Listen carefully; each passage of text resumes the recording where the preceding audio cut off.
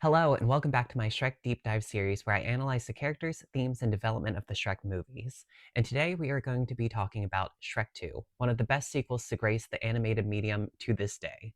If you haven't seen my analysis of Shrek 1, please do, as I will be playing off what I talked about in that video in this analysis. And this video will be long enough without having to rehash everything I've already discussed. With that said, there will be, of course, spoilers for Shrek 1 and Shrek 2.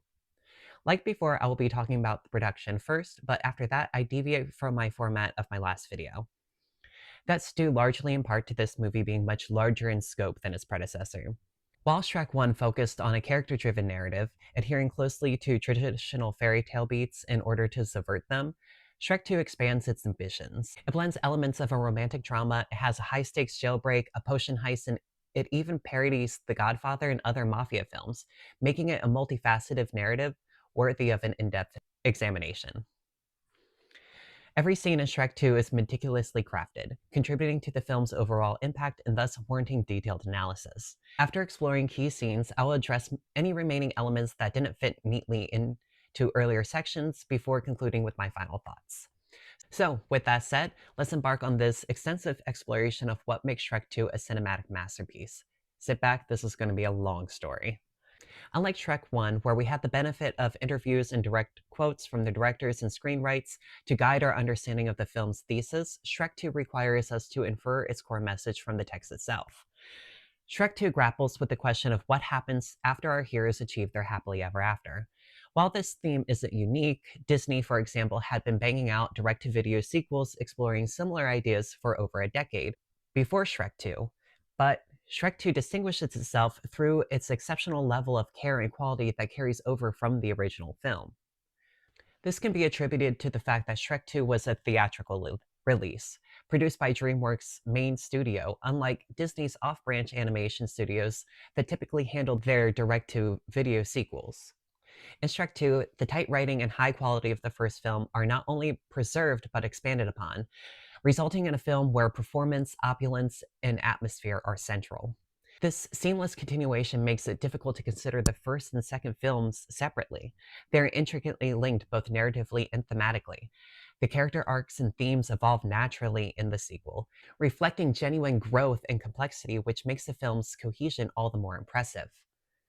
At its core, Shrek 2 continues to parody and subvert fairy tale conventions, but it goes beyond mere subversion. The film delves into the development of Shrek and Fiona's relationship as they face the realities of marriage. It artfully portrays the complexities and challenges that emerge after the supposed happily ever after, expanding upon the themes of self-acceptance and love introduced in the first film. Through this exploration, Shrek 2 humanizes Shrek and Fiona, presenting them as multifaceted individuals rather than merely the ogre and princess archetypes imposed by society. The film demonstrates that their journey of self-discovery and acceptance, which begun in the first movie, is far from over.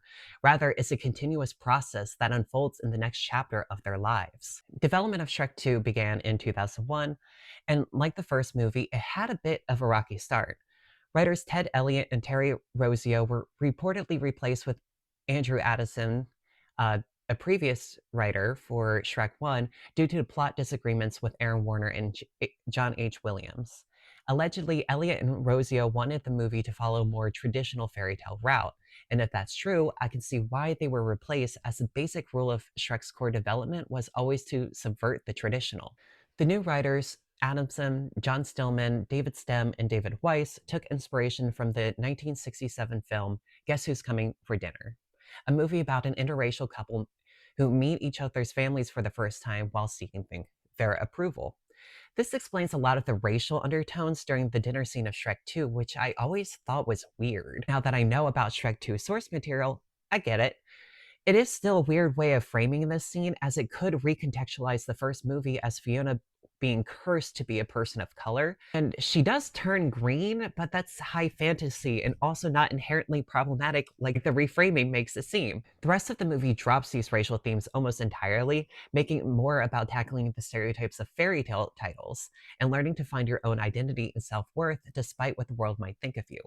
I haven't seen the 1967 film movie, so I have no idea how closely any of the scenes from that movie are represented in Shrek 2, But for those of you who have seen the movie, I'd love to hear your thoughts, honestly. DreamWorks animators put a lot of time into developing the looks and expressions of their character models, notably Puss in Boots and his finely textured fur. Also of note, DreamWorks spent big money on their celebrity cast this time around, giving Cameron Diaz, Mike Myers, and Eddie Murphy upwards of $10 million to reprise their roles as our main heroes. And oddly enough, like the first movie, this one would also have an unfortunate death during its production, with the writer of the original children's book, William Steig, having died on October 3rd, 2003. Shrek 2 would be dedicated in his honor. Shrek 2 would be released on May 19th, 2004, 3 days before its intended release due to fan demand after their success at the Cannes Film Festival on the 15th of that month. Shrek 2 would become the highest grossing animated film to date, making $935 million worldwide, and would only lose the title to Pixar's Toy Story 3 in 2010. Shrek 2 would also net the studio two more Oscar nominations, one for Best Original Song and one for Best Animated Film, only losing the former to Pixar's The Incredibles. Which is honestly fair. Shrek 2 is fantastic, but The Incredibles is one of the greatest animated films ever created, and not even the fairy godmother in all of her iconic splendor could compete with that movie. Before we get into the thick of it, I want to talk about how, unlike Shrek 1, where all of the heroes felt like main characters, Shrek 2 is a bit more traditional, which is ironic given what I just said, with this distribution of character importance. Shrek 2 is the main character in this movie, hands down, there's no competition, with Fiona, Puss, Harold, Donkey, and the fairy godmother acting as main secondary characters. Charming, Lillian, and the fairy tale crew could be seen as secondary characters as well, but they hold far less plot relevance than the others previously listed. And I feel like I'm being very generous to Lillian's importance to the movie, but she does try to help sway Harold after the dinner scene, which I believe to be the first domino in Harold's development, so at least she did that. Then there's a cast of tertiary characters who I won't be going over because they're only there as pop culture references for the adult humor in the movie, which is great. The adult humor is what makes a Shrek movie, but there's just so many of them that I doubt that I'll be able to do it complete justice and get all of them correctly. So I'm not going to set myself up for failure there. Now let's jump into the analysis part of this video. Shrek 2 opens with a familiar scene, a fairy tale book opening, the same one from the first movie. But two things are different in this opening. First, we get some new information about why Fiona was locked in the tower. The second difference is, in this opening, our narrator is not Shrek. We find out quickly through inferences of his narration that he is Prince Charming. He begins to recount his journey to Fiona's tower. We see how he storms across blistering cold mountains and faces scorching deserts as he travels for many days and nights to get there. He looks like a valiant knight, until he takes off his helmet and gives us the physical representation of the word douche. Luckily, as we all know, Fiona isn't there, but the big bad wolf is, and they tell Charming that Fiona is happily on her honeymoon. I want to quickly talk about why Prince Charming is saying Fiona's fairy tale out loud as he goes to save her. It's definitely one part arrogance, I'm sure, but I also believe it's a way to exemplify the idea of being in a fairy tale for Fiona. A sleeper agent awakening to, so to say, magic words that will trigger the fairy tale indoctrination she went through as a child, so she is primed and ready for Charming's romantic, well, charms. This shows how true love in this world isn't something that's predestined, but something that can be manipulated into existence, or is earned through romance and connection, which is probably the greatest subversion of the fairy tale trope we have seen from the series so far, and the movie's just beginning. In the next scene, we get our true hero montage as the Oscar nominated song Accidentally in Love begins to play. This montage is so cute and gross and so fucking funny, just like Shrek and Fiona. I'm going to indulge myself and describe every scene because it's really good in so many ways. The montage begins with an old-timey looking film reel of Shrek and Fiona about to enter Hansel's honeymoon hideaway, a gingerbread house from the Grimm's story.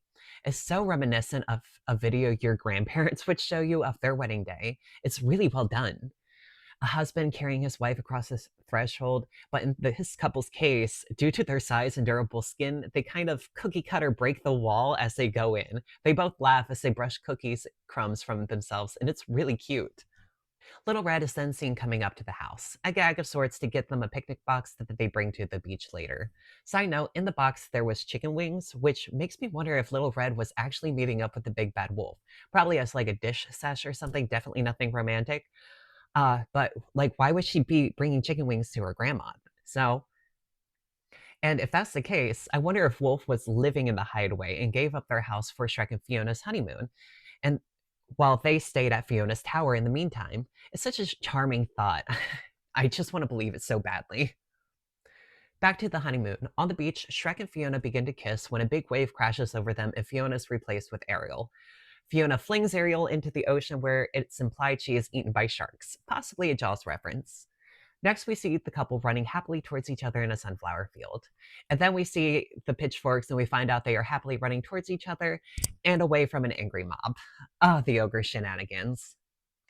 We get another pop culture reference when Shrek is caught in a rope trap and is hanging upside down while Fiona kicks some villager ass. When she's done, she gives Shrek an upside down kiss after wiping some mud off his face, as if it were like a mask from and it's to represent the Spider-Man scene, the impossibly famous upside down kiss.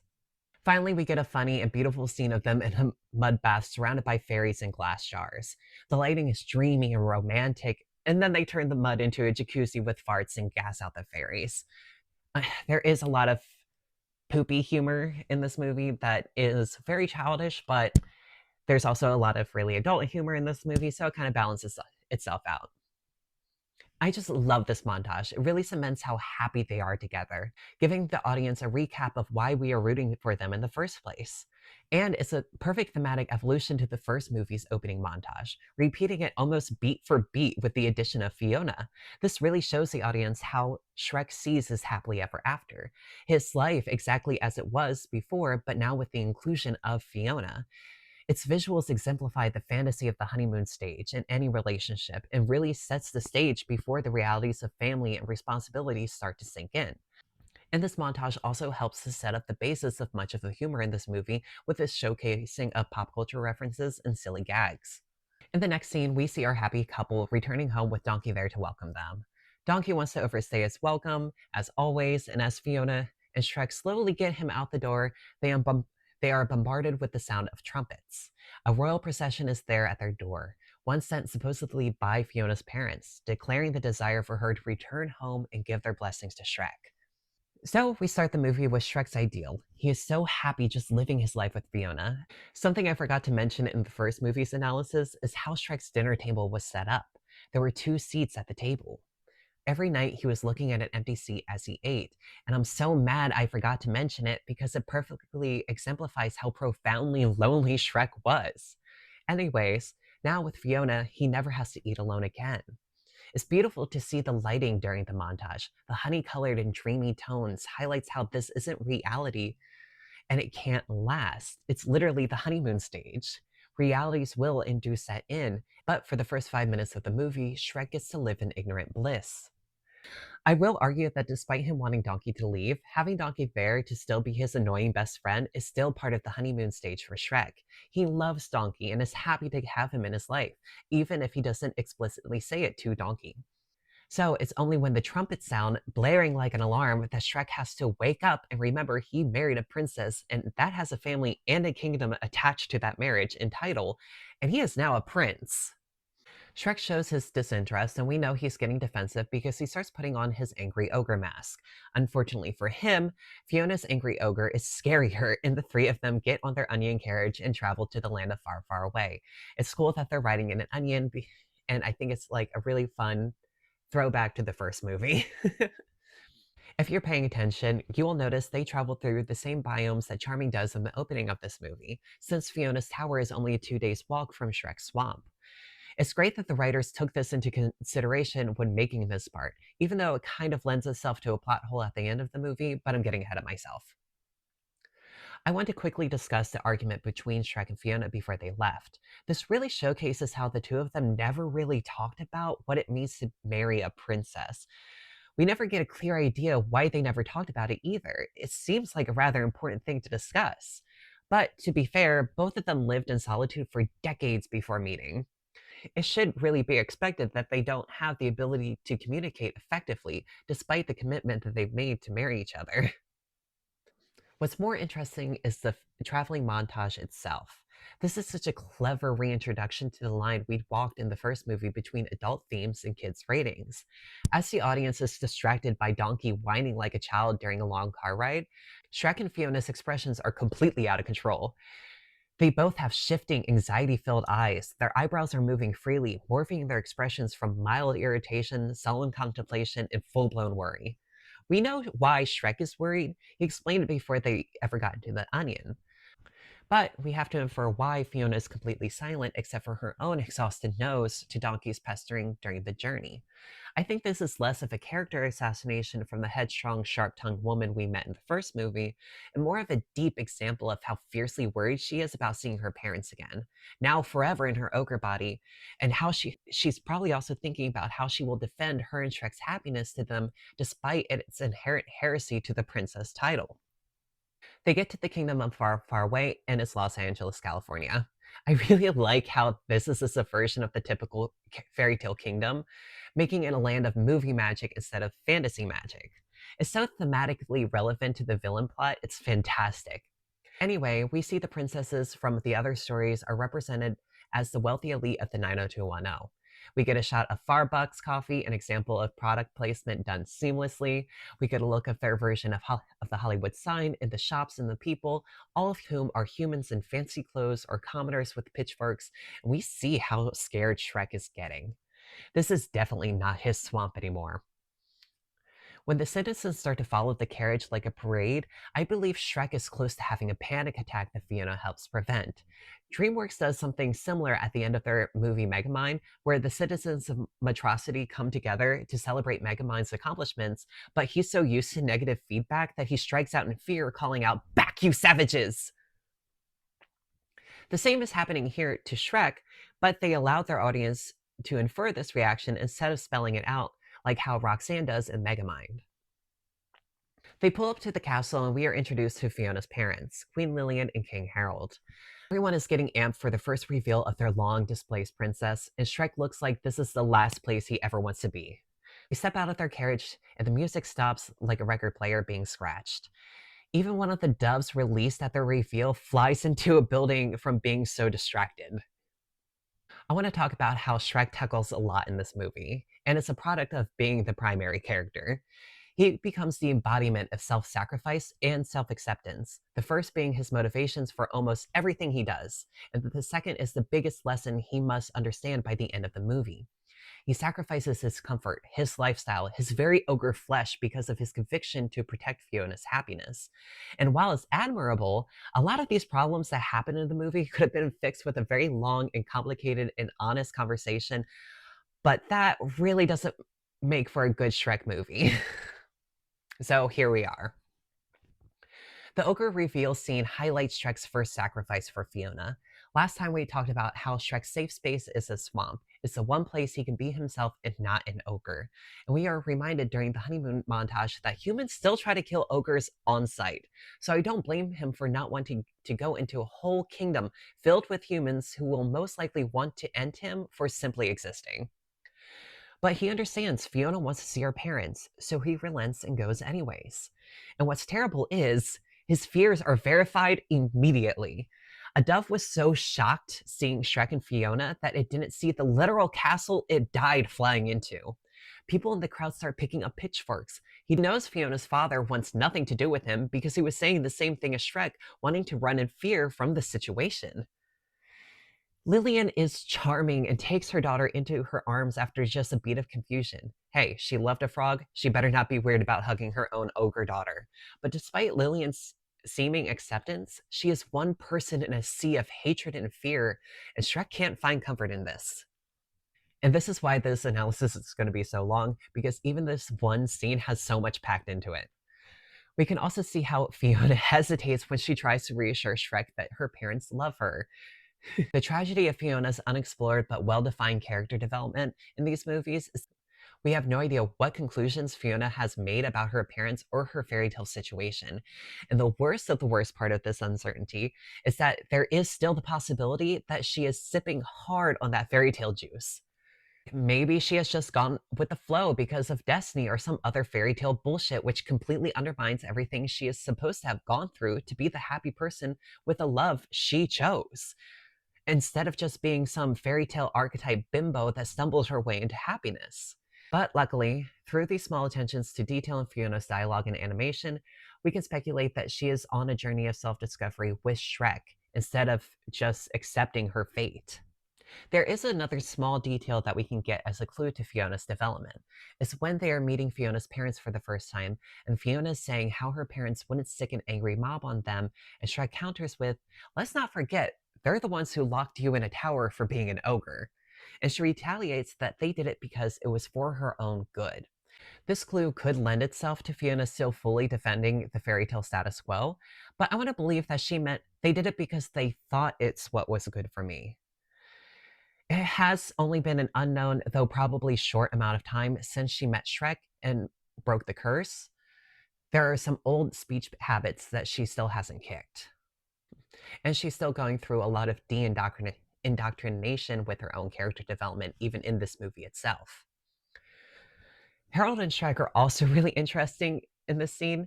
They are such mirrors to each other, making the same argument to their wives to leave the situation even as they obediently keep stepping forward, finally ending their sentences with the same exact word as they come face to face. And now we move to the most awkward family dinner ever. The scene itself is not awkwardly done. No, it's brilliant. It's so well done that you could feel the tension through the screen. There's a really cute moment at the beginning where Fiona burps and she looks really embarrassed, and Shrek makes his better out than in joke, and they both start belly laughing. It's a really genuine and lovely moment that shows how comfortable they make each other. And Shrek tries at the beginning. He really does. He compliments the water, innocently thinking it was soup, but Fiona has kind of failed him here. They spent days in that onion, and that entire time she didn't prep him for any of the royal customs and what to expect. I don't fully blame her either. She was going through her own emotional turmoil. She was seeing the people that locked her in a tower for almost 2 decades, and she missed them so much, but she must also dread seeing them in the form she's in. For all intents and purposes, she succeeded in her role as a princess, finding her true love and breaking the curse. It's just a final outcome that goes against all expectations, and while Fiona is really happy, she can only imagine what will happen when her parents see her. And I'm sure Shrek never even noticed her struggles, going through his own 5 stages of anxiety himself. And to Fiona's credit, he never even thought of asking for advice. Now, going back to the dinner, Lillian asks where Fiona is living with Shrek, and Fiona chooses to pick her words carefully, which prompts Shrek to lie about the nature of the swamp. Harold makes a snide comment, and then the men start talking to each other, and things go from awkward to mortifying. Harold tries to make his arguments sound like all he cares about is the ease and happiness of his daughter and his eventual grandchildren, but he comes off as being very racist and rude as hell. Shrek fights back, but all he does is upset Fiona and she storms off. Unfortunate that Fiona chooses to exaggerate the truth, as it prompts Shrek to outright lie about where they live. It shows a desire to hide who they really are in this moment. But I do like that this allows Donkey to be his unabashedly candid self, a personality trait he had been missing up until now. And he does what he does best and forces his two friends to stop lying and hiding their true selves. And he remains in the character of his best friend role by acknowledging that he said too much and stuffing his face immediately after. It's very fun. There's another fun detail here where we see how different Harold and Shrek are despite the significant amount of mirroring they have been doing with each other up until now. After Fiona runs off, Harold turns his anger towards Shrek, showing how he's shifting all the blame he has for the outcome onto Shrek despite his illicit participation in the fight. Hell, he even started it but blames Shrek instead. But Shrek doesn't look at Harold. He doesn't revert his anger towards him. He keeps looking at the door that Fiona ran out of before looking down in shame. He acted like an ogre despite Fiona's wishes for him to give her parents a chance, and he feels terrible for what he did. And now we meet her. Fiona's crying on her bedroom balcony. Fucking rich girl. and her tears summon her fairy godmother. Jennifer Saunders says in an interview with Meet the Stars, I play the fairy godmother, who is the star of Shrek 2. And she was not lying. From her first frame of existence, she is a show to watch. Her performance is spectacular. The music scene that follows has the same energy and pomp as Disney's Under the Sea and Be Our Guest. She's just an amazing presence. I can't wait to talk about all the terrible things she's done. She's so evil. But let's look at the song I just mentioned. Like Welcome to Duloc, there's a completely unique song to the movie that spells out our villains' ideals for for the audience. Though this one is significantly better and a lot more sinister. The Fairy Godmother song, as titled in the movie soundtrack, and is an amalgamation of greed, vanity, and self-pride that showcases her definition of a happily ever after. She makes many comments on fixing appearances through makeup and even magical surgery. She makes many comment or she describes a good prince as someone with perfect hair, a great ass, having a lot of money, and flashy material goods. She even accounts for the fact that the princess that she's helping might be dissatisfied in her marriage enough to need a sexy chauffeur in order to have a happily ever after. The fairy godmother shows off how shallow her idea of true love is. And remember, this is the person who is promising and even orchestrating every fairy tale we've seen examples of in this movie. Again, I'm reminded of Hollywood and the fickle, shallow movie star marriages that were ending left and right in the early 2000s. Plastic surgery and the shaming of it was on the rise during this era. She even throws a classically crusty white purse dog at Fiona. DreamWorks isn't being very subtle in this comparison. This movie also makes commentaries about the dangerous ideals of fairy tale movie studios and highlights their participation in these shallow ideas of true love.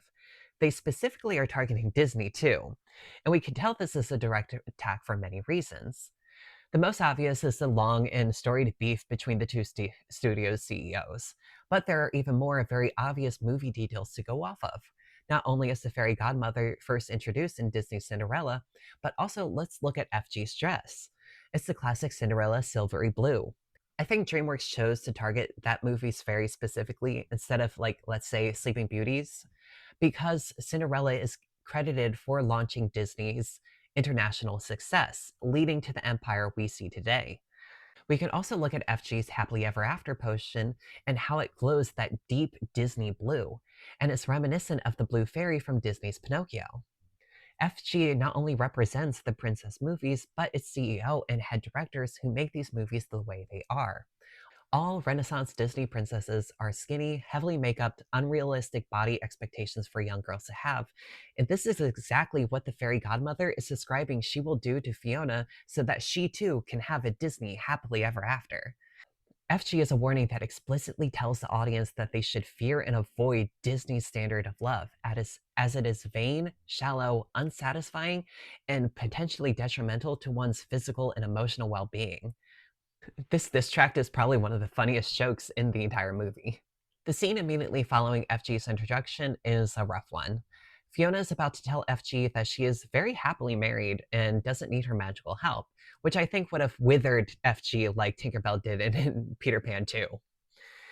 But but then Shrek comes in and FG quickly leaves to go harass Harold, but before we pan over to the king, Shrek and Fiona have a fight. Fiona claims Shrek didn't even try to get along with her father, which is false. Shrek did try to be nice and followed Fiona's example at the beginning. It was Harold who started the argument by making his grumbling remark about the swamp. She's so focused on getting her parents' approval, she can't see how Shrek was actually trying. She can only see how he was not helping the situation. And I do believe that Fiona was always prepared to defend her love for Shrek. We talked about her expressions in Silence in the Onion, and I think her ease at which she was going to cast aside FG's magic shows this. But there's something broken in the children of emotionally abusive parents. Growing up, before she was sent away, we can assume that she had to make up for her nightly transformations into an ogre by getting as much approval from her parents as she could while in princess form. It was probably the only way for them to smile at her without the worry and fear I imagine her parents constantly showed towards her. This feedback loop of needing approval she learned as a child is still heavily ingrained in her. That's why in the argument she starts repeating the racist rhetoric of her father and calls Shrek an ogre. This is so heartbreaking because she's denying all of the progress that Shrek made to shake the title and expectations of the ogre since the first movie. And it's beautiful that the animators had him revert to his ogre ways as a response to this heartbreak, because it emphasizes that Shrek and Fiona were not magically rid of those imposed fairy tale tropes at the end of the first movie, but it's something that they still need to work on in this movie. And when Shrek fires the title of princess back at Fiona, we see her heartbroken expression in return. She says something that is so rude next, and it's probably the most unforgivable thing she's done in this entire franchise. She says, "I've changed a lot for you, Shrek. Remember that." Like, yes, you did change a lot for him, but he changed a lot for himself for you as well. For starters, he's not in a swamp right now. He's in a castle surrounded by humans who would kill him if he weren't the crown prince at that very moment. This statement also implies that Fiona isn't happy about being an ogre, which only makes Shrek's imposter syndrome even worse. She's so shitty for this, and the only way for her to be redeemed in my eyes is for me to believe that she's crying outside that door because she knows she fucked up and hurt Shrek's feelings, but doesn't know how to say sorry because she's still mad. That's it. That's the only way I'm choosing. That's what I'm choosing to believe happened. What I'm choosing to believe those tears are for. That way I can calm down and move on. Anyways, I want to point out Donkey's character is a lot quieter in the first act of this movie. He has a lot of lines and good jokes, but not nearly as many as he had in the first act of Shrek 1. But he does deliver a good, very in character line after Shrek and Fiona's argument. He calls Shrek out for reverting back to the angry ogre trope, which instantly snaps Shrek out of his anger, and he goes over to the door to go after Fiona and hears his crying. And hears her crying, and he feels remorse. Thus, this scene instantly reprises Donkey's role of Shrek's emotional developer, and I'm really happy to see it. The next scene, we see Harold and Lillian talking in their bedroom. Lillian is trying to convince Harold that he should focus on Fiona's happiness, reminding him of how they fell in love, and we are giving it a hint of Harold's true nature. According to the wiki for Guess Who's Coming for Dinner, there is a similar conversation between Katharine Hepburn's character's parents, where the mom tries to convince the reluctant dad to simply be happy for them, but before Lillian could continue to convince Harold that she's right, the fairy godmother appears in a flying pink limo-style carriage, demanding he come with her. I didn't realize Lillian calls out Harold for starting the argument at dinner, but damn, she nailed him good after he says, "I knew this would happen." She responds, "You should, because you started it." He then claims to not believe that because Shrek is an ogre, so of course he had to start the argument. "Harold, I want to defend you later. You can't be gaslighting yourself and calling Shrek a thing." And Lillian not bitch slapping Harold for calling Shrek, and by extension their daughter, a thing makes me want to deduct any brownie points she got for calling Harold out to begin with. But Lillian does get another interesting line here. She claims that Harold thinks love is so predictable. And I think I know why Harold thinks love is so predictable. He just has to listen to the fairy godmother and love stories start falling out of the sky. It seems almost impossible that Lillian doesn't know about FG's influence over her husband and her kingdom, but Lillian never actually shows any curiosity in this movie. She gets suspicious, but doesn't really do anything about it. It's more disappointing than anything because she's voiced by the Queen of Genovia, Julie Andrews, and I would have loved for her character to be more relevant.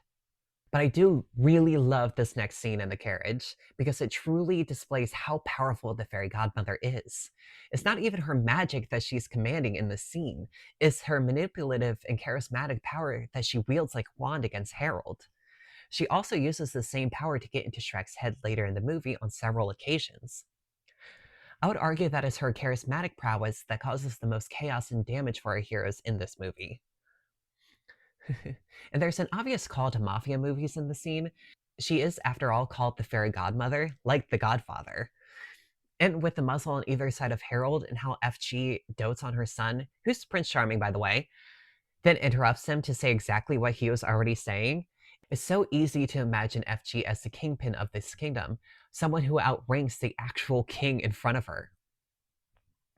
Before she sends Harold back to bed, she reminds him of their deal. Then she tells him to get rid of Shrek, preferably by stopping his breathing forever, or else she would ruin him. Harold goes to a dank and creepy dive bar called the Poison Apple.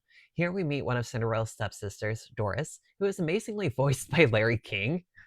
She's a bartender, and I will be defending Harold later, but I really can't forgive him for calling her ugly right to her face. She's brilliant. Leave him alone, you crusty old toad. Anyways, speaking of, we meet one of Harold's old lovers in this scene as well, a lady frog with heavy lipstick sipping what I assume is a dirty martini. Harold is looking for an assassin, and Doris points him to a shadowed room in the back, where we hear the voice of Antonio Banderas and see the bright green eyes of a predator in the shadows. Before we move on, I want to point out how the bar full of actual villains reacted to the mention of an ogre. This could be an indication of how isolated Shrek was from society before Fiona and Donkey. If a room full of fairy tale monsters and villains finds you scary, what are the chances of anyone getting close to you? The next scene, we see that Shrek can't sleep. He's looking He's looking at all of Fiona's childhood things: the Sir Justin Timberlake poster above her bed, the very human knight figurine killing the ogre, and then he finds her diary.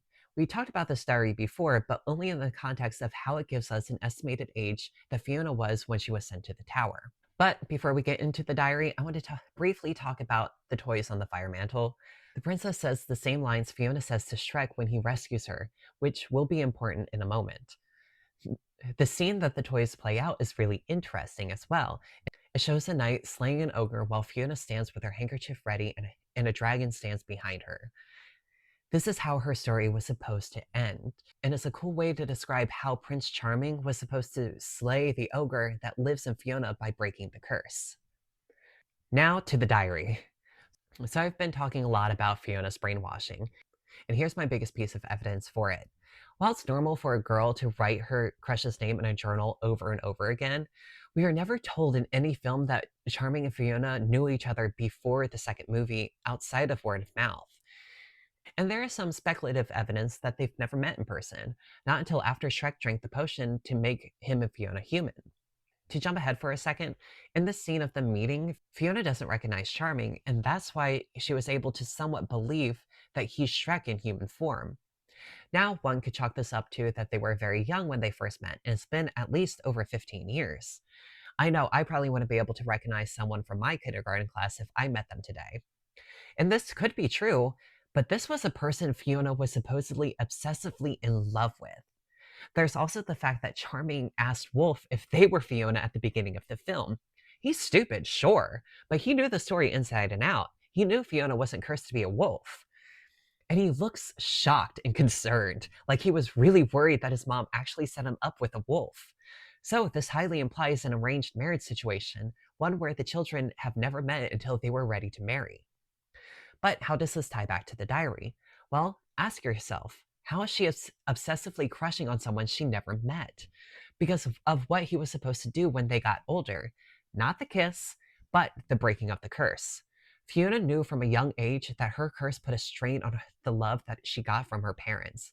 There's a good chance that they never spent time with her after the sun went down.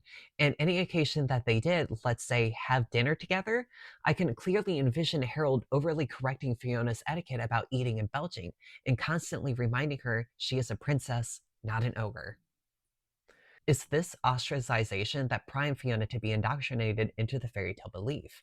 She knew she was a princess and had to be a good princess in order to get her true love to kiss her, just like the stories her parents told her.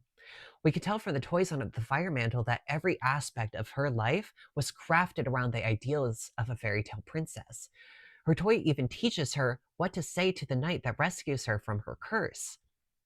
And the way that Harold says she's a princess as justification for every argument he has, we can easily infer that that was a constant refrain he used against her since she was born. The constant discipline and refrain of the fairy tale ideals was a powerful negative reinforcement that led Fiona to internalize and encapsulate the fairy tale she was supposed to play out. This also had the additional consequence of making her hate her ogre half, as in her eyes, it was the only thing standing between her and her parents' unconditional love. She hated her ogre side, and since she was an ogre every night, she effectively hated herself every single night of her life. And this is beyond just a wicked case of negative body image. What would you do to get a body that you always wanted? What would you do to get unconditional love from your parents? What would you do to fix everything you hate about yourself easily? What if you didn't know you can learn to love every part of yourself and could find your own happily ever after?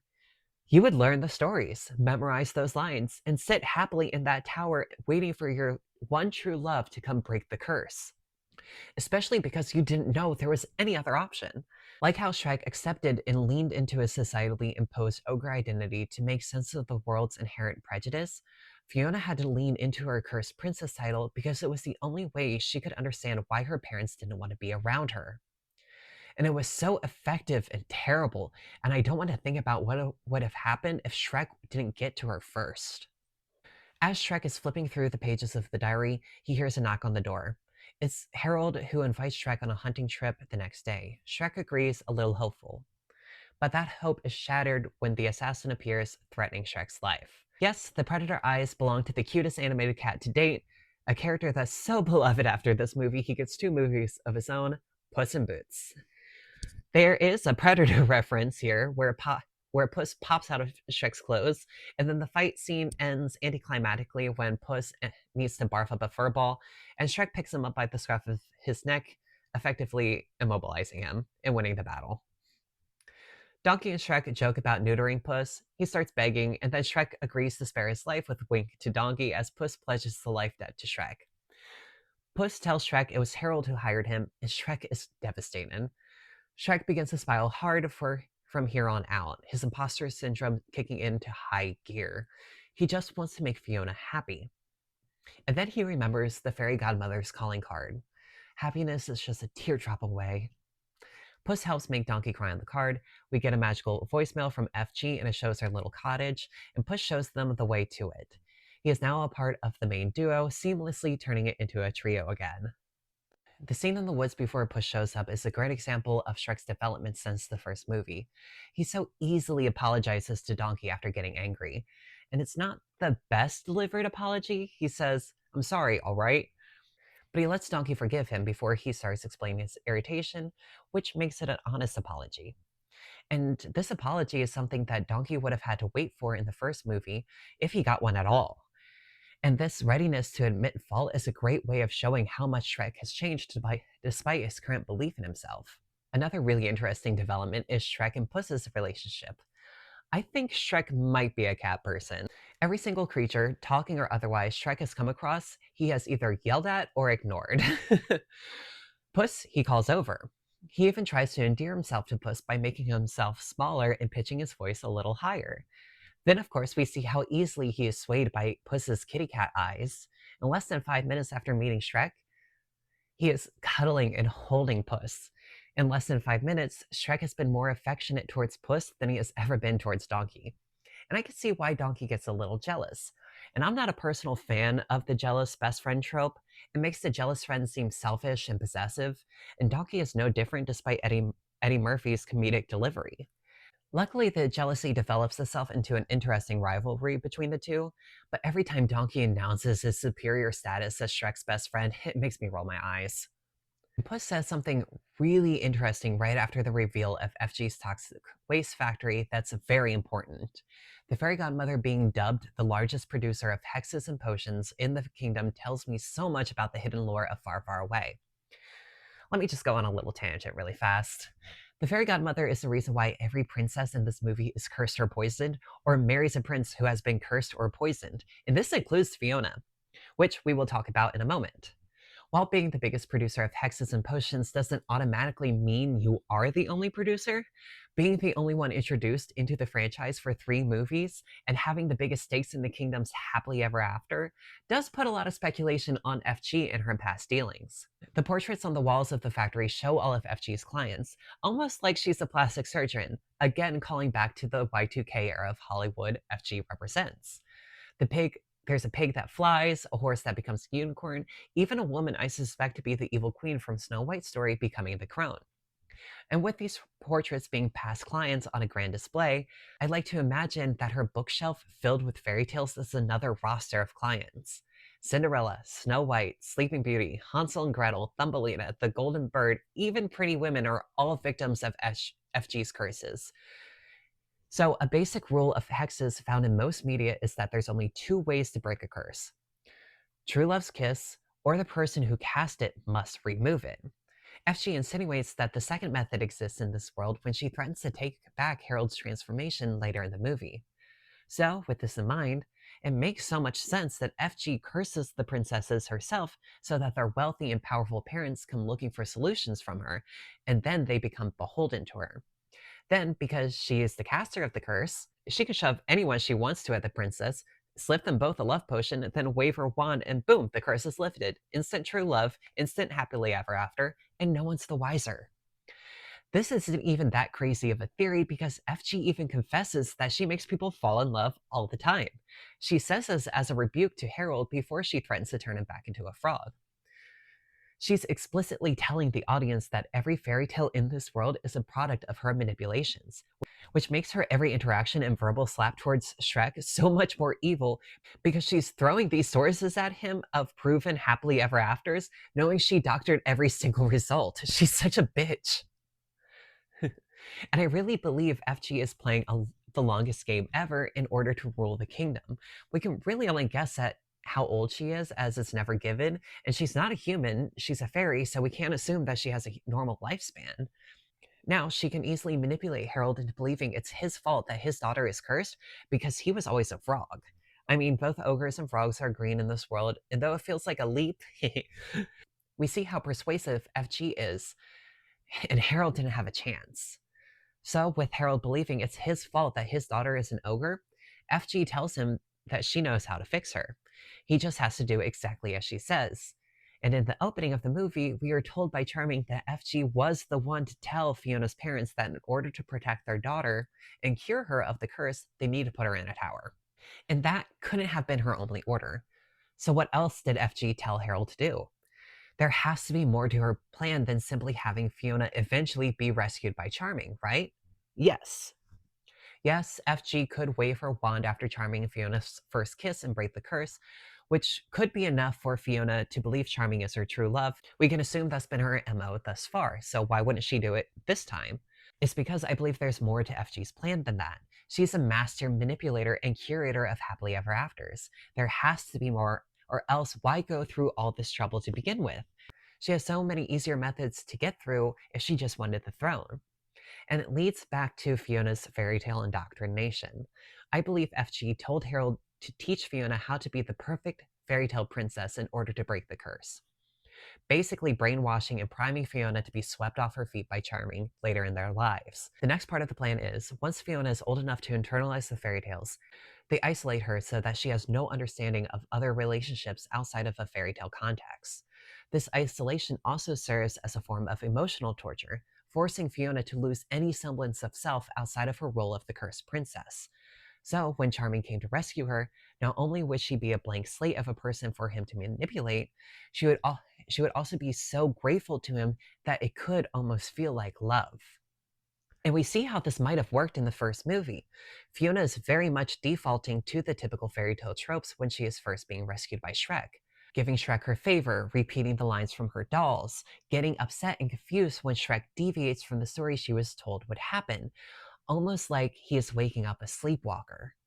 And I think it's that latter part, the shock of the fairy tale story crumbling around her as they run from Dragon, that allows Fiona to shake off the princess title and be her true self around Shrek and Donkey during their journey together. Because the Fiona that we know at the end of the first movie is not a princess that Charming or FG can easily manipulate. She's stubborn, proud, capable, and willing to fight by Shrek's side. She is not the simpering, self-doubting princess they were expecting her to be. There's evidence for this plot at the beginning of the movie when the royal messengers call Shrek Prince Charming. With this, it's clear that her parents sent the invitation shortly after Charming went to rescue Fiona, or even that the fairy godmother sent the procession herself, implying they knew Charming would be successful, which we see he would have been. Any excuse for how they were able to find Shrek's swamp can be inferred from the idea that these messengers were told to find Fiona wherever she may be. Probably by asking around, because her parents and FG would probably assume that Charming and Fiona would be off somewhere getting to know each other as they made their way back to Far, Far Away. This realization allows us to understand that Fiona's rescue was completely orchestrated by the fairy godmother. She had put Fiona in a place where she knew no normal person would be able to get her before she was ready to send her son. There's no in-movie explanation of how Charming was supposed to get past Dragon. My assumption is that FG gave him some magic potion or something that would protect him from harm or some other OP cheat like that. But because Dragon was getting knocked up by Donkey at that point, she wasn't at the tower and Charming never had to use his mom's magic. Now, here comes the biggest question. Why did FG go through all of this? Like I've said, she could have simply given Fiona a love potion and had her way. Why go through the year-long process of breaking Fiona and molding her into a perfect princess? Maybe she's a toxic mother-in-law who wants a perfect pet for her darling son. That is really believable. And like we've already talked about, it's not simply because she wanted to rule the kingdom through her puppet son and perfect brain-dead princess. She could have gotten those results through potions. I think FG wanted her son's happily ever after to be her magnum opus, her most expertly manufactured fairy tale, one that spawns real golden true love. And I'll talk more about the golden part later. But this is, and she does this because this is her craft, and she wanted it to be perfect. And if it meant breaking Fiona's spirits, so be it. She is truly an evil villain. And now, after that long spiel, back to the story for a second. Shrek tries to go the honest way at the factory. He asks FG if there's anything that he can do to make Fiona happy. And it's such an easy shot. She tells him to leave her alone and that princesses and ogres don't belong together. And the use of their archetypes in FG's sneering monologue is so brilliant. It again undermines everything Shrek has been working through since he met Donkey, and it deepens the symptoms of his imposter syndrome. Shrek and company pretend to leave but go right back in wearing a terrible disguise, and they go to where they saw FG brewing a love potion, one that is probably used later in the movie. They get a potion for a guaranteed happily ever after, one that makes its drinker and their true love become traditionally gorgeous, and those effects are permanent only after true love's kiss before the stroke of midnight. This time detail is very important for a plot hole that I'm going to be talking about later. Shrek and Donkey take the potion, nothing happens at first, then they suddenly fall asleep. Then the scene changes and we see Fiona is saying her goodbyes to her parents, having come to the decision that she loves Shrek more than she wants her parents' approval. But before she can storm off, she passes out. Now I want to talk about something that I've mentioned a few times at this point, and it's Shrek's imposter syndrome. Imposter syndrome is defined by a perceived lack of skill, intelligence, or worth in an individual in spite of the realities of their own personal achievements and inherent worth. In the case of relationships, it can manifest as a perceived unworthiness for their partner. And while the fairy godmother did a lot of psychological damage to Shrek, she only compounded on Shrek's imposter syndrome. She wasn't the one who started the infection. The only person who could put the seed of doubt in Shrek is him himself and his own lack of self-worth. But with that said, the words that Harold uses against Shrek during the awkward dinner scene did water and fertilize the seeds of self-doubt so that they were ripe and ready for FG to exploit later in the movie. And it's so good how FG weaponizes the fairy tale titles of the first movie, reminding Shrek again and again that he is an ogre and Fiona is a princess. There is no fairy tale where they live happily ever after. And Shrek was just starting to believe he doesn't have to wear the title of the ogre anymore, that there is no fairy tale destiny for him that he doesn't decide himself. And to have that progress mocked and dismantled by a writer of fairy tales herself, it's disheartening. It's dread-inducing. He starts looking for problems, for possible regrets Fiona might be feeling in having chosen him. The untouched propaganda in Fiona's room doesn't help these feelings, and then there's the diary again. When Harold knocks on the door, Shrek claims he was reading a scary story. The audience will probably think, oh yeah, if I found my wife's childhood journal where all she does is daydream about her fourth grade crush, I'd be pretty creeped out too. But that's not what makes it scary to Shrek. For Shrek's case, this is undeniable proof that Fiona regrets being an ogre, even if she would never admit it to Shrek himself. He is so heartbroken by this idea that he's trapped Fiona in a life she never actually wanted. And he's refusing to acknowledge that these are the musings of an indoctrinated child. They are not the thoughts and confessions of his adult wife, who never once showed any discontent in their marriage or love together. He doesn't see that because the self-doubt he's harboring is trying to find anything that can justify itself. And he sees evidence of Fiona's regret everywhere now. And after meeting Puss is when Shrek really becomes desperate. He now believes he needs to change himself completely in order to make Fiona happy. He needs to be handsome, he needs to be human, and he needs to get her dad's blessing.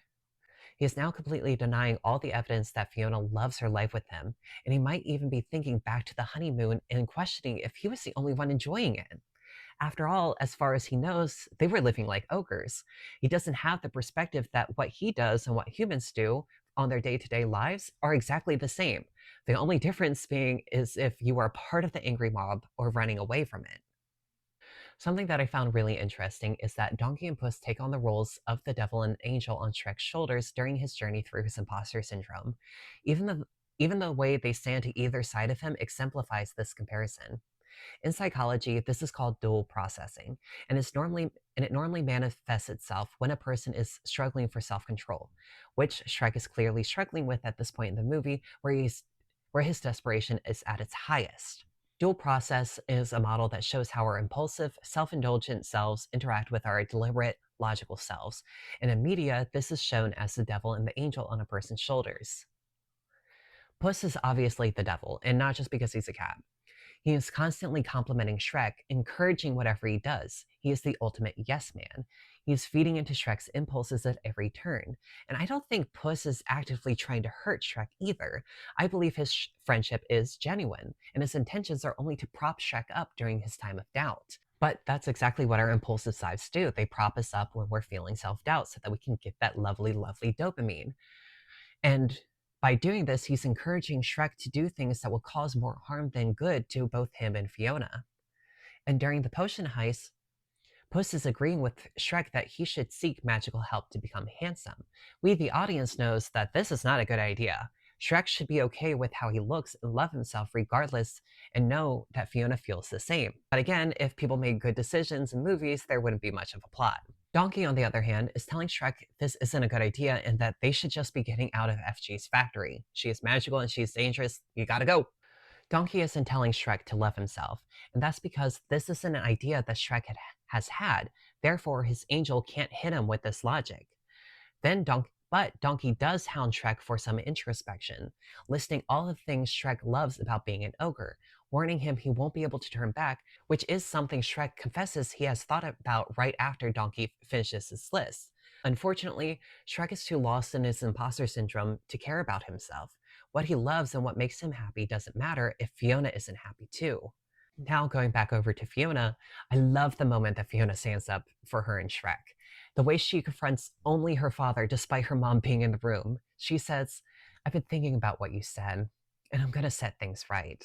And Harold gets excited, thinking she's come around to his point of view. He says, Excellent, that's my girl. And we've talked about how, growing up, Fiona would have constantly sought her parents' approval due to her ogre side restricting their love. These should have been magic words to Fiona's ears, which I think is why the animators made Fiona concentrate for the right words she wants to say next. It was a mistake to bring Shrek here. She laughs because she's remembering his resistance and thinking he was right. And then her eyebrows and ears go down. I'm gonna go out and find him. And then we're gonna go back to the swamp where we belong. Again, I want to know so badly what she's thinking at this moment, to have tangible proof of everything that she's gone through before this scene. Is she worried about Shrek? Afraid that he ran away from her because she didn't listen to his very justified warnings? We know how she feels about her father's rhetoric because she sends it right back at him during the scene. The swamp where we belong. She's finally come to understand that every racist remark about ogres her father has made at Shrek also attacks her as well.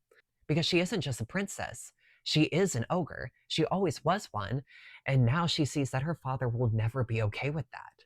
She's heartbroken by this revelation, but she's ready to move on with her new life, with someone who's loved every part of her since they met. And that's what we call growth. Going back to Shrek, once daylight comes, we see three girls drooling over him. And honestly, who can blame him? Donkey, who is now a white stallion, says it best. He's sexy now! It's wonderful how this transformation shows what Shrek would have looked like if the movie wasn't a subversion of the fairy tale genre. The classically handsome knight and his valiant steed. They are now the archetypes of the hero and his animal companion in any normal fairy tale. They even steal a nobleman's clothes to make him look the part of the noble savior. And this happens at the end of the second act of the movie, when in a typical fairy tale, this is when the hero of the tale would be cursed or set back by their actions before they learn their lesson, rally, and confront the villain in the dramatic final act. The fact Shrek is cursed to be a handsome prince is such a cool and subtle subversion, it's so well done. And Shrek does feel empowered in his new form. Like he is now finally good enough for Fiona and her parents. In his mind, it's a form that will guarantee Fiona's everlasting happiness. The trio race off to the castle so Fiona and Shrek can kiss and seal them in their human forms forever.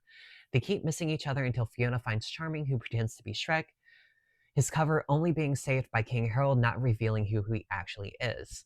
And Shrek finds the fairy godmother.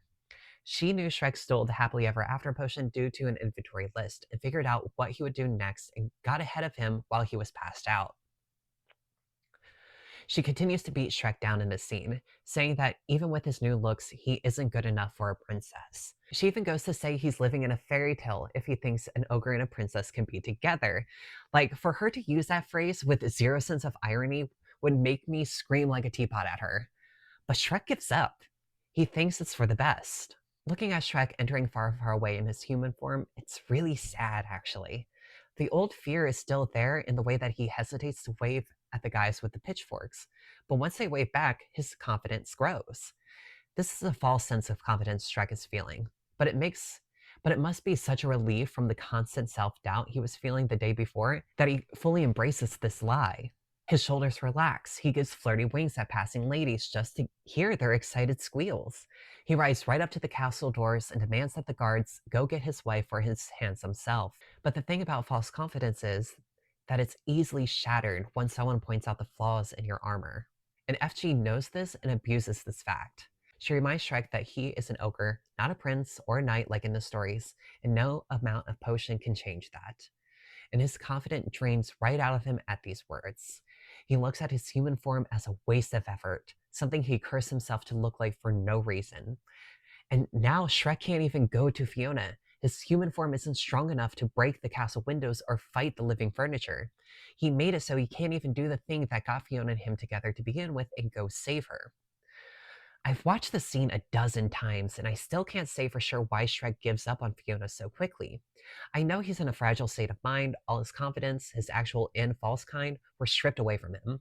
His imposter syndrome is out of control and he's desperate for anything. But that doesn't explain what he thinks when he sees Fiona and Charming together. His conviction to protect Fiona comes back when he knows that FG has been manipulating him, Harold, and Fiona into believing Charming is what's best for her. Now, when he knows a love potion is going to be used, he's ready to face every knight in the kingdom and destroy the castle in order to save her. But he must know that Charming is pretending to be him on the balcony. So why does he fight? So why doesn't he fight to correct this lie now? There must have been some cut dialogue where FG says something cruel like, "See, Pigeon, she was so ready to be with her real Prince Charming that she's jumping right into his arms." Or, "Look how happy she is now that she isn't an ogre. Look how relieved her parents are for the happy human couple." It had to be something that would deflate Shrek completely. But since that dialogue isn't in the movie, we can only guess at what he's thinking and feeling in this scene. Either way, we see Shrek relapse a bit into his old self. He doesn't confront anyone, he pushes his love for Fiona away and runs away like he did in the first movie. He doesn't tell Puss and Donkey to fuck off, which is an improvement, and in the bar scene, he actually talks about his feelings. But there's still that rejected, ostracized ogre that makes his appearance with his self pity. But then he sees King Harold entering the back room of the Poisoned Apple. The trio go to spy and find out FG wants to use a love potion on Fiona because she's already seeing through Charming's lies. It's Harold's job to give her the love potion before the upcoming ball that night. They also find out Charming is FG's son. Shrek then comes to understand Fiona thinks Charming is him and that she never chose Charming over Shrek. He also doesn't want Fiona to be forced into loving someone she doesn't. This quick turnaround is even questioned by Donkey later in the movie after they break out of prison. He asks Shrek, "What happened to letting her go?" And Shrek responds, "I would, but not like this." And that's his true love for her talking, his humanity. The ogre is gone with this conviction and he is simply Shrek again. The transformation is so subtle but so impactful. Now we switch over to a red carpet event, complete with fireworks and a live announcer commenting on all of the people who are arriving. Classic princesses and other familiar fairy tale characters appear in Hollywood splendor before the crowd goes absolutely feral for the fairy godmother.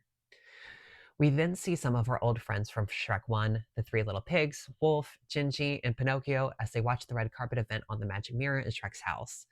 A commercial for a show called Knights, a parody to the real world show called Cops that was popular during the early 2000s, and they are showing the arrest of human Shrek. Puss has catnip, which is a very funny reference to weed, which was very illegal back in 2004, and the fairy tale crew realizes that the handsome human being arrested is Shrek, and they go to break him out of jail. And now I can finally talk about the plot hole in this movie. And while there is only one major plot hole out of two major films, it's not that big of a deal. It's such an easy fix. It kind of pisses me off. So there's no way for Gingy and the gang to get to Shrek before the ball starts. It's established at the beginning of the movie that the kingdom of Far Far Away is at least a few weeks' ride from Shrek's house. They even show that the freezing mountains are 200 miles away from Far Far Away, and that would be at least a 7 days trip by horseback, and the first sign we see is actually 700 miles till Far Far Away. And they honestly could have fixed this by making the group be anywhere else but Shrek's house. Like, it could have been the Muffin Man's house, or somehow they were at the Poison Apple if they just wanted to reuse set piece interiors. It's a silly mistake that should have been spotted during editing, but anyways. We can see at the moment that Harold's fairy tale reality is shattered, and it's when he's pouring the love potion number 9 into a teacup, and a pink heart-shaped cloud pops up. This cloud is how we know that this is the love potion that FG was making in her factory before Shrek got there. We have to remember, and I know it's hard because he's such a shitty dude, but Harold is a victim of FG's manipulations as well, and was only a terrible father to Fiona up until this point because he thought he was actually being a great dad by guaranteeing her a happily ever after. He has been in FG's thrall since he was a teenager, and it's because he believed in her ability to produce true love and happily ever afters that he dedicated his fatherhood to manipulating his daughter so that she believed in fairy tales too. After FG confesses she makes people fall in love all the time, his faith in her goes right out the window, and he can now see the heart-shaped cloud for the poison smoke that it really is. And the fact that his delusions of FG crumble so quickly when faced with causing direct harm to his daughter is a testament to his real love for Fiona. And it's really cool that it's his true love for his daughter that breaks him out of FG's mind control. It's really thematically amazing. He sees the pain in his daughter's eyes on the balcony overlooking the ball and the real love she has for Shrek, and realizes that she is actually happy. She did it herself without FG's magic, and he isn't going to let anything ruin his daughter's happiness, and he takes the tea himself. Gingy and company break Shrek out. Then they go to the Muffin Man to get some manpower in the shape of Mongo, a kaiju-sized version of Gingy. We see Fiona not enjoying the ball as she tries to leave, and to stop her, FG begins to sing the best cover of I Need a Hero that ever existed. This is the single best musical number climax in any movie. Yes, it even beats the climax of Moulin Rouge. Fight me in a McDonald's parking lot about it. This whole sequence is just fantastic. The animation is so good, the red dress, the subversion of the song itself from the slow rendition to the intense power ballad, the tension, the fight scene, the fear of Charming kissing Fiona before Shrek has a chance to stop them, the choir singing as Puss sends Shrek ahead while he stays back and fights the guards with everything he has. I'm not joking, I've watched the scene so many times while writing this script, and every time it transitions to Shrek riding on Mongo's shoulders after the start of the chorus gets me jumping in my seat with excitement like I'm a kid watching it for the first time again. This is a brilliantly crafted moment, and it will always be iconic. FG is not happy at Shrek's interruption and goes full nuclear, firing magic bolts from her wand left and right until the good guys are able to knock the wand out of her hand. And it goes tumbling away just for a Puss to grab it with the help of Donkey, solidifying the two's friendship forever. FG tells Charming to kiss Fiona because she drank the potion.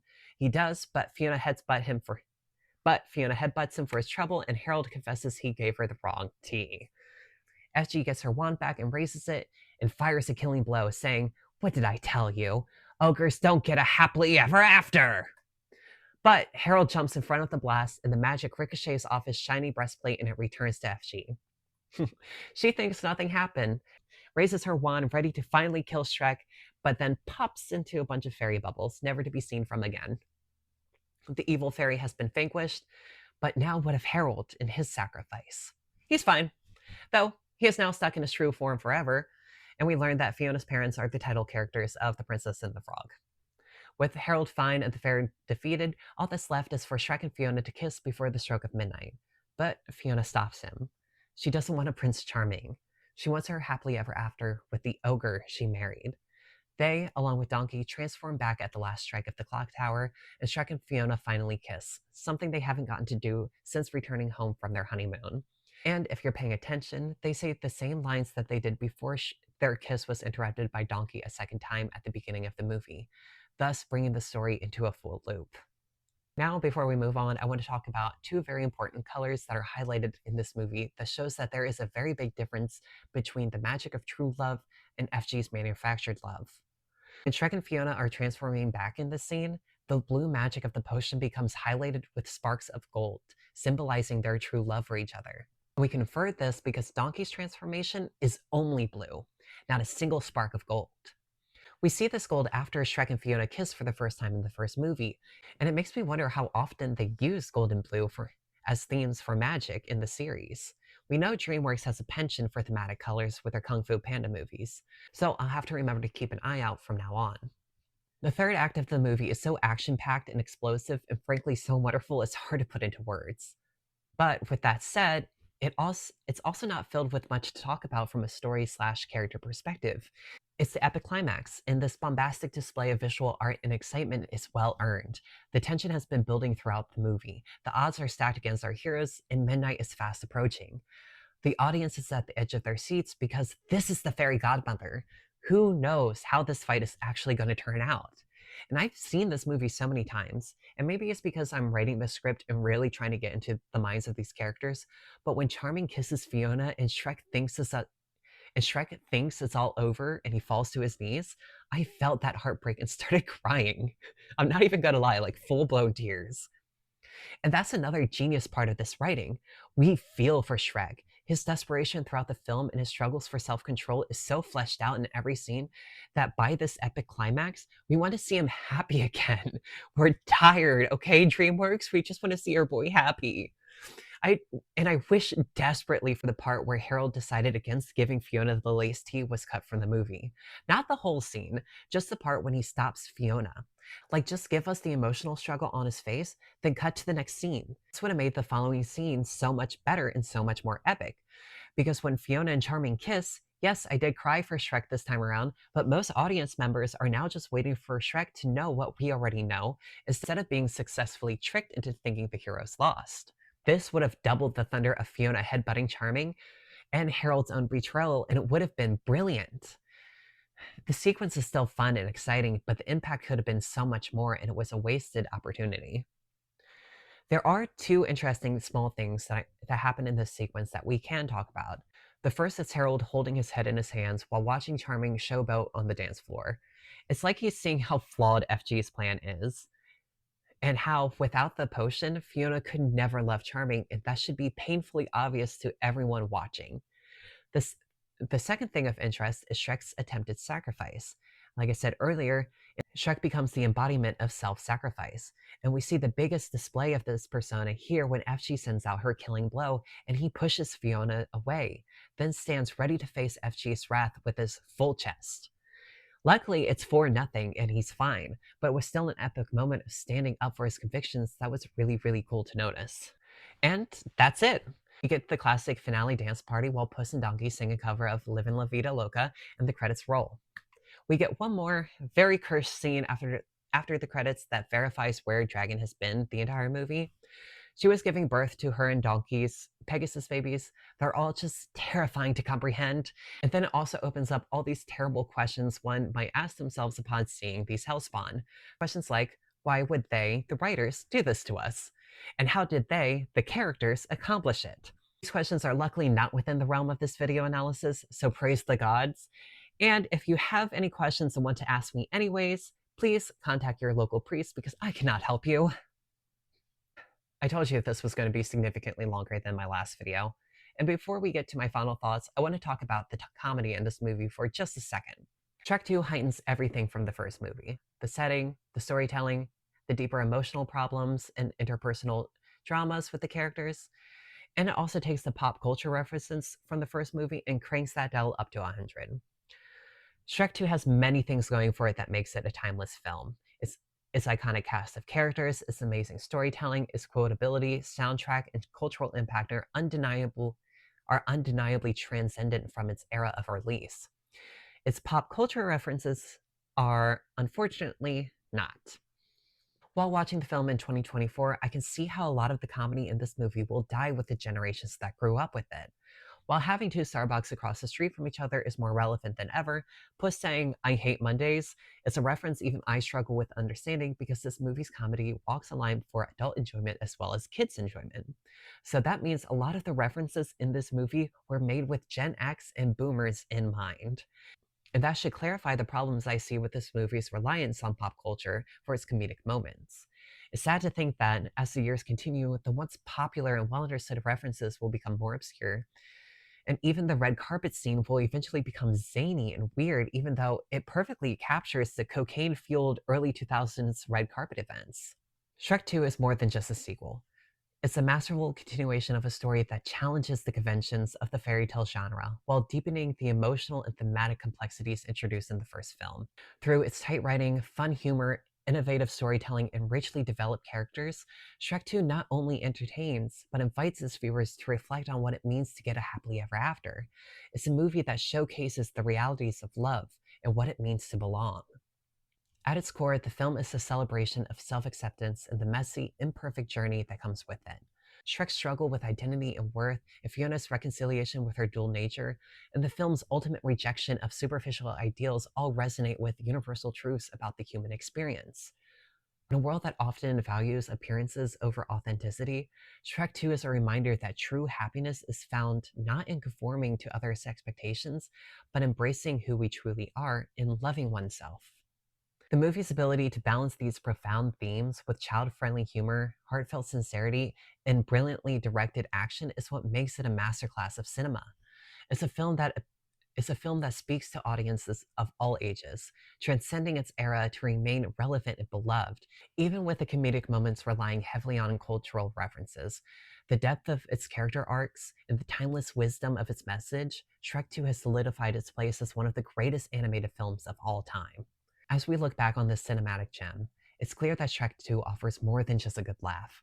It offers a meaningful exploration of love, identity, and the courage it takes to write our own stories.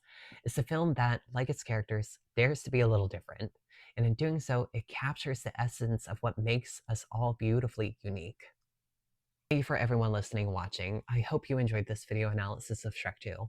Like the first movie, I was not anticipating how big this project would be.